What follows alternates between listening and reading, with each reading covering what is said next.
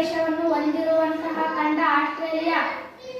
70% ಮರುಭೂಮಿಯನ್ನು ಹೊಂದಿರುವ ಖಂಡ ಆಸ್ಟ್ರೇಲಿಯಾ. ಹಿಂದೂ ಮಹಾಸಾಗರದ ನಡುವೆ ಆಸ್ಟ್ರೇಲಿಯಾ ಇದೆ.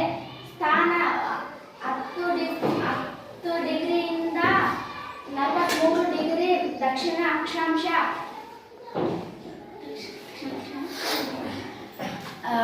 ಭೂಮಿಯ ಮೇಲೆ ಅಡ್ಡಲಾಗಿರುವ ಅಕ್ಷಾಂಶಗಳು ಒಟ್ಟು 181. ಉದ್ದವಾಗಿರುವ ರೇಖಾಂಶಗಳು 360. ಪ್ರಧಾನ ರೇಖೆ ಅಕ್ಷಾಂಶ ಅಡ್ಡಲಾಗಿ 0 ಡಿಗ್ರಿ ಇದೆ. 113 ಡಿಗ್ರಿಯಿಂದ 153 ಡಿಗ್ರಿ ಪೂರ್ವ ರೇಖಾಂಶ. ಆ ಒಂದು ವ್ಯಾಪ್ತಿಯಲ್ಲಿ ಆಸ್ಟ್ರೇಲಿಯಾ ಖಂಡ ಬರುತ್ತದೆ. Okay, very good.